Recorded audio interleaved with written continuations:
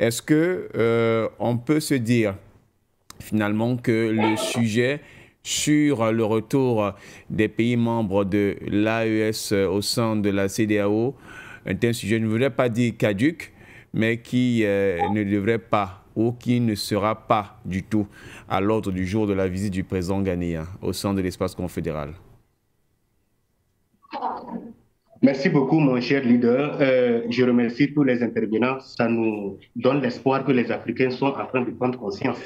Parce qu'à partir du moment où les Africains sont connectés, les Africains vraiment veulent récupérer leur souveraineté. C'est par les médias que nous découvrons que, en réalité, les Africains ont pris conscience. Maintenant, ce qui est important, c'est quoi? Moi, je le dis, je le souligne et c'est-à-dire, je le répète une troisième fois. Jamais et plus jamais, il ne faut pas qu'un apatride, il ne faut pas, je dis bien, qu'un apatride, un sous-préfet, essaye de mettre dans sa tête que le peuple de l'AES va un jour retourner dans la CEDEAO. Je dis bien non. Que ce soit une manipulation, que ce soit une volonté. Je dis à M. Dramani, je connais très bien le Burkina Faso et je connais très bien IB. La question du journaliste, oui, c'est clair. En tout cas, si c'est ça l'objet de sa visite, si c'est ça le sujet, je dis simplement qu'il perd son temps. Avec IB, il perd son temps. Parce que le problème est simple. Quand tu pars chez l'ennemi des Africains, je parle bien de Ouattara, il faut te dire que tu vas finir mal. C'est la malédiction. La preuve en est que nous avons beaucoup de personnalités. Quand moi j'appelle des personnalités, c'est pour le respect des États. Nous avons beaucoup de gens qui se sont amusés après avoir flatté la population qui sont venus pour eux. Leur première visite, ça a été la Côte d'Ivoire. Leur fin, on connaît leur fin. Ça a été des faits minables. Vous savez, il faut qu'on essaie de faire une certaine analyse de la géopolitique des guerres qui se passent dans le monde entier. Pendant que chaque État cherche à garantir son peuple, pendant que les soi-disant États puissants cherchent à développer, ils ne jouent pas en ce qui concerne les intérêts de leur peuple. Ici en Afrique, on nous parle de la diplomatie, on nous parle, on nous parle des négociations. Même avec les terroristes, on nous dit de négocier. Vous savez pourquoi c'est comme ça? C'est parce que jusqu'à présent, même ceux qui nous dirigent ont été lavés. Il y a eu des lavages de cerveau. Et ce lavage de cerveau, ils ne voient que leur petit intérêt qu'on les présente. Et l'intérêt là, c'est quoi? C'est comme si on jette la viande à côté d'un chien. Et lorsque ce chien prend la viande, c'est une viande empoisonnée.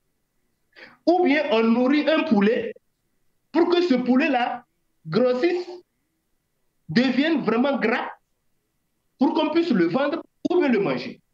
C'est ce que nos dirigeants ou bien les soi-disant, ceux qui vraiment sont en train de travailler en jouant avec la vie des Africains là. C'est comme ça ils sont. Parce que leur fait là, on connaît leur fait. Les soi-disant dirigeants ou bien Richard de l'Afrique là, ils sont enrichis par l'Occident là. On connaît leur fait. Ils ont volé leur peuple, tué l'avenir de leurs enfants là. On connaît leur fait. Comment ils finissent là, on connaît. Ils finissent comme des rats. Parce qu'on les a lavé les cerveaux. Non, parce que moi, je n'arrive pas à comprendre comment les gens sont en train, les autres, c'est-à-dire les autres dirigeants sont en train de garantir l'avenir de leur peuple. Mais pendant ce temps, en Afrique, nous mourons. En Afrique, c'est-à-dire on nous considère toujours au XXIe siècle comme des êtres, je ne sais pas comment. De toutes les façons, nous, on a refusé ça. Nous, les panafricains, on a refusé ça. Donc, je pense très bien que le peuple burkinabé a supporté la faim. Le peuple du Mali a supporté tout. Parce que quand nous avons commencé par prendre notre destin en main, on nous a coupé de tout. Il y a un intervenant que j'apprécie beaucoup. Il dit, celui qui veut négocier avec les Africains n'a qu'à nous aider à avoir notre monnaie. Nous sommes capables. L'Afrique a tout ce qu'il faut pour avoir sa propre monnaie. Il faut qu'on soit clair. Celui qui veut dire que non, je me bats pour les Africains, j'aime les Africains, j'aime l'Afrique, il n'a qu'à simplement nous parler de notre nouvelle monnaie. Parce qu'aujourd'hui, tout ce que nous disons là, nous voulons notre monnaie. Et nous avons les possibilités de l'avoir. Et nous parler vraiment de cette diplomatie, tout ça là, quelque chose qui n'existe même pas, parce que la CEDEAO, c'est le CFA. Nous ne voulons plus de tout ça là. Nous ne voulons plus. C'est simple. C'est pas compliqué. C'est pas compliqué que ça. Donc, tout ce qu'ils sont en train de faire là, c'est nous perdre du temps. Ils nous perdent du temps. Ils ne considèrent même pas le peuple qui est en train de mourir, qui supporte tout. Dans les 3 pays là, le peuple est en train de supporter tout. Ils croient qu'en supportant, nous sommes des idiots. En nous coupant de tout là. La CEDEAO nous a coupé de tout. Nous sommes des idiots. Et maintenant, il quitte, il part chez Alassane Ouattara. Il va recevoir quoi de Alassane Ouattara pour le bien des Africains? C'est ça, moi, je ne comprends pas. Donc, du coup, avec ça seulement, moi, je ne le fais plus confiance. Il faut qu'on soit clair. Avec ça seulement, moi, je ne le fais plus confiance. Du fait qu'il a commencé par là, il est parti même là-bas. Là. Du fait qu'il est parti là-bas, là, moi, je ne le fais plus confiance. C'est simple. Au moins, si c'est que nous, ils nous disent avec nos présidents, ils nous disent, bon, d'accord, que faire pour aller en avant avec notre nouvelle monnaie? Là, on peut dire que vraiment, c'est un patriote, c'est un panafricain. Et puis, n'oubliez pas, je vais vous dire ceci. Vous savez pourquoi c'est comme ça toujours au Ghana? C'est comme le Togo. En réalité, les pays panafricains, les pays où les pères fondateurs se sont battus pour la souveraineté, ou bien pour le panafricanisme, l'Occident a tout fait. Et ils sont toujours prêts à voler les panafricains qui viennent au premier plan. C'est comme ça. Parce que si on laisse ces pays-là, c'est fini pour eux. C'est ça le problème là. C'est ça le problème. Si vous voyez que le Ghana, c'est-à-dire le président actuel ou nous, c'est-à-dire que nous avons fait confiance, croyant que vraiment, quand il sera là, vraiment, ça sera un plus pour que l'AIS puisse avancer. Parce qu'aujourd'hui, l'AIS appelle tous les États en Afrique, tous les États africains à venir un à un pour qu'on puisse avoir notre monnaie et se développer. Maintenant, lui, il vient maintenant, il nous perd encore le temps. Vous savez, c'est comme ça, parce que l'Occident ne va jamais les laisser librement. Soit on les a déjà salis quelque part en France là-bas et qui n'ont pas de choix, soit quelque part, c'est qu'on les a lavé le cerveau spirituellement. Je dis bien, spirituellement. Non, il faut qu'on soit clair, parce qu'on en a marre. Le peuple africain ne veut plus ça. C'est ça la réalité, mes frères. Donc, je pense que sa visite au Burkina Faso, si c'est ça vraiment son programme, je connais bien l'idée. Il va aller parler. En tant que, peut-être, il va l'appeler son jeune frère ou bien son petit frère, bien souvent son fils. Mais lui, il va l'écouter. Mais ce qui est que la marche de l'AIS, IB ne joue pas avec ça. Merci à vous, mon cher Jérémy. On ne va pas jouer. La marche avec l'AIS, IB ne joue pas avec ça.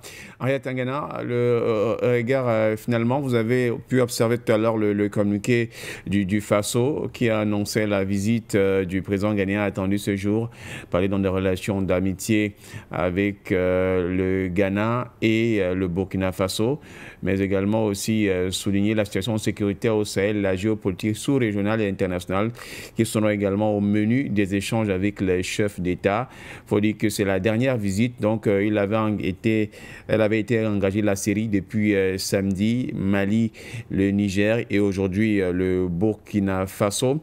Est-ce que finalement, donc, tel qu'on pouvait l'imaginer, la question du retour de l'AES au sein des pays de l'AES au sein de la CEDEAO est déjà dissipé, on ne va plus parler de ça, on parle d'autre chose. C'est une visite d'État tout simplement que le président ghanéen engage avec les pays membres de l'AES. Je crois qu'ils ne pourront pas reculer, c'est pas possible, parce que les pays de l'AES sont dans une dynamique stratégique telle qu'ils ne peuvent pas reculer, que ce soit en matière économique, financière, surtout en matière d'armée, et dans des logiques tout à fait différentes, donc ils ne peuvent pas reculer. Ils ne peuvent pas revenir à la CEDEAO pour se soumettre aux injonctions de la France. Il faut dire les choses telles qu'elles sont. Parce que la CEDEAO est un outil piloté par l'impérialiste, notamment par la France. Si vous ne voyez pas ça, comme je dis souvent, il n'y a pas de débat. Alors les pays de l'AES veulent sortir de cette tutelle-là. Donc ils ne peuvent pas revenir. Et s'ils reviennent, ça veut dire qu'ils se disent, c'est comme l'esclave qui a pu s'échapper et qui arrive et dit, mais finalement, qu'est-ce que je fais? Je retourne être esclave. S'ils reviennent, c'est ça. Donc c'est même pas imaginable. Non, maintenant, quelle est la posture de M. Dramani? Personne ne sait. Hein. Il peut être parti là-bas aussi pour commencer les relations avec l'AES et rejoindre l'AES. Qu'est-ce que vous en savez? Il faut bien savoir que les politiciens, quand ils envoient des messages, ils communiquent. C'est de la communication. Ils peuvent décider de brouiller les pistes. Mais ça, vous ne savez pas. Bon, pour l'instant, nous, on est obligé de commenter ce qu'on nous dit et sans faire de procès d'intention. Je voulais répondre à M. Kofi qui disait que la Russie peut battre la France en guerre. Ça, c'est vrai. Donc, il y a deux types de guerres, il faut bien comprendre. Il y a les guerres de défense. C'est-à-dire que je suis un pays, vous m'attaquez, je me défends. Et vous ne parvenez pas. Il y a une autre guerre qui sont les guerres Poutine appuie sur un bouton actuellement. Orchnik tombe sur Paris, Paris n'existe plus. Ils n'ont pas de couverture pour pouvoir parer ce type de missile. Je veux donc dire que, je dis bien, il appuie sur un bouton et Paris est rasé. Un bouton, c'est une question de minutes. Ça n'a même pas besoin de charge nucléaire. On lui met même des charges conventionnelles. Avec la vitesse de ces missiles-là, il est capable de raser Paris. Mais il y a aussi une différence entre une guerre d'expansion. C'est-à-dire que je vais faire la guerre pour élargir mon territoire. Cette guerre-là, qui est une guerre d'occupation, demande souvent beaucoup d'hommes. Parce que vous allez devoir occuper un territoire. Et si vous n'êtes pas nombreux, vous n'allez pas y parvenir. Donc c'est de cette guerre que je parlais. Et quand je parlais je suis en train de dire que la Russie n'a pas les moyens de prolonger son expansion jusqu'en France. Parce que Macron a parlé de menace existentielle de la France. C'est-à-dire que la France n'existerait plus. C'est-à-dire que la Russie viendra donc occuper, les Russes sont assez nombreux pour... Parce que vous savez, ça veut dire qu'ils n'ont pas de frontières communes. Quand vous voulez faire une guerre d'expansion comme Napoléon les faisait, vous êtes obligé d'annexer tous les pays qui sont frontaliers avec le pays que vous voulez annexer. Donc vous imaginez, donc il faut des millions de Russes pour annexer et occuper tous ces territoires-là. Et occuper les administrations. Parce que c'est ça, annexer un pays. Et je me disais donc que la Russie n'a pas les moyens de faire ça. Ça, c'est de la géostratégie, c'est du militaire. Mais en revanche, du point de vue militaire, il n'y a pas photo. Hein. Il n'y a pas photo. Je ne pense pas que Macron, la France d'aujourd'hui, avec ses moyens militaires, ne tiendrait pas. Il y a d'abord très peu de pays en Europe qui tiendraient longtemps face à la Russie. Il y en a très très peu. Parce que les Européens avaient développé une relation de sécurité militaire par l'OTAN. Et Poutine étant en train de remettre en question l'OTAN et le fait de protéger l'Europe, et vous comprenez très bien que si on lâche la France toute seule face à la Russie, d'abord, Trump a dit à l'Ukraine, si on n'était pas là, vous n'aurez pas tenu 2 semaines face à la Russie. Parce que les États-Unis étaient là, que l'Ukraine a tenu face à la Russie. Alors vous imaginez si on lâche la France face à la Russie, c'est pas possible. Enfin, ils n'ont pas de frontières communes, donc il ne peut pas avoir une guerre d'expansion. Parce qu'il faudra annexer tous les pays qui sont tout autour. Ça. Il y a donc plusieurs types de guerres. Ce qui est sûr, c'est que militairement, ils sont largement beaucoup plus puissants que tous les pays de l'OTAN réunis. Je suis tout à fait d'accord avec Kofi. Moi, je parlais plus de guerre d'expansion. Maintenant, je sors par là. Oui, justement, vous sortez par là. Nous sommes également arrivés au terme. Je voudrais que si vous avez un autre mot, puisque Jérémy l'a coué également, après on va commencer par Jérémy qui était en attente. Jérémy, en 1 minute, votre dernier mot sur le sujet. notamment de la visite du président ghanéen au sein d'Espace AES? Merci beaucoup. Il faut comprendre qu'en réalité, ce que je vais dire est que aujourd'hui, les trois présidents de l'AIS, c'est des présidents qui aiment communiquer. C'est les présidents qui ont ouvert leurs mains pour écouter tout le monde. Mais cela ne veut pas dire qu'ils écoutent tout le monde et ils travaillent selon la décision de tout le monde. Non, on a une feuille de route et notre feuille de route, c'est d'amener l'Afrique à s'émanciper, à se développer et à se garantir, si possible, de se doter des armes qui permettent, dans le temps passé, de nous missioner. Alors, face à ça, ce que je vais dire est ceci. Si l'Afrique se libère, le monde entier va se libérer. Mais si l'Afrique ne se libère pas, le monde ne se libérera jamais. Je sais de quoi je parle. Je parle de l'histoire. Ceux qui n'ont pas d'histoire, souvent, ils agissent sans penser aux conséquences et les conséquences les surprennent. Mais ceux qui ont l'histoire, avant d'agir, ils agissent en conséquence de cause. Ensemble, libérons l'Afrique. Ceux qui veulent vraiment la paix, ceux qui veulent vraiment l'avenir, c'est-à-dire la survie de la planète Terre, ils n'ont qu'à savoir que les Africains veulent la vie et la survie de toute l'humanité. On ne veut pas attaquer quelqu'un, mais nous voulons vraiment la survie de l'humanité. Voilà pourquoi nous sommes des panafricains. Merci beaucoup. Merci à vous également, Jérémy Lacou, d'avoir été des nôtres, même si vous avez eu à prendre le train en marche. Mais finalement, les dieux de la connexion ont pu rétablir le réseau avec nous. Adama et Nassé, je ne crois pas qu'il soit au niveau du réseau. Donc, on fera certainement sans lui. Votre mot de fin, Henri Atangana. À propos de la guerre en Ukraine et de l'aspect va-t-en-guerre de Macron, Macron n'est pas très content parce que cette reconfiguration du monde n'est pas à son avantage. En Ukraine, par exemple, ils sont expulsés des négociations et Macron essaie de reprendre la main pour être à la table des négociations. Vous avez vu en Arabie Saoudite, la France n'était pas là, c'était les États-Unis et la Russie. La deuxième chose, c'est que Macron n'espérait pas la victoire de la Russie. La vraie raison, c'est que la Russie a commencé à libérer les peuples africains, comme les peuples de l'AES. On peut se libérer aujourd'hui parce qu'ils ont eu le soutien de la Russie en matière d'armes. Et ça, ce n'est pas dans l'intérêt de la France. Parce que si vous imaginez le monde où la zone de l'AES était ce qu'on appelle la zone réservée de la France, le Niger n'aurait pas bouté les sociétés d'exploitation de l'uranium dehors. Ils sont d'ailleurs restés là plusieurs années à fournir de l'uranium à la France sans qu'eux-mêmes n'aient de l'électricité. Ça ne gênait personne. Et c'est parce qu'il y a eu un renforcement militaire. Et je disais d'ailleurs au pays de l'AES, que ce soit M. Ibrahim Traoré, le président Ibrahim Traoré ou les autres, vous êtes en train de constituer un stock d'or maintenant qui va vous permettre de créer une monnaie qui aura sa crédibilité à cause de cet or-là. Elle aura sa confiance, parce qu'il faut rappeler que nous ne sommes plus à l'étalon or. Mais la valeur de la monnaie est la confiance qu'on lui accorde. Sachez qu'à partir de ce moment, vous allez être la cible. Armez-vous. D'ailleurs, M. Ibrahim Traoré dirait qu'il se prépare avec des guerres de haute intensité.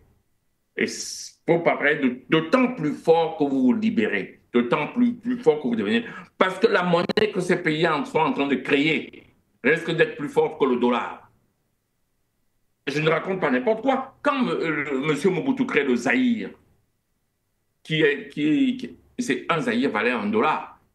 Donc la monnaie que les pays de l'AES sont en train de créer risque d'être beaucoup plus forte que le dollar. Donc vous allez connaître les problèmes géopolitiques mondiaux où vous concurrencez les Américains dans le commerce international. Alors là, il faut être armé.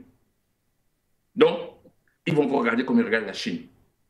Donc, je dis aux pays de l'AES de vraiment s'armer et s'armer et s'armer encore. Et c'est valable pour tous les pays d'Afrique. Parce que nous sommes le continent le plus riche avec le potentiel énorme. Parce que si vous allez dans les hôpitaux en Europe, la majorité des chirurgiens, des ingénieurs, vous allez trouver sur Nigériens, Camerounais, Nigérians, les chirurgiens, les ingénieurs et tout.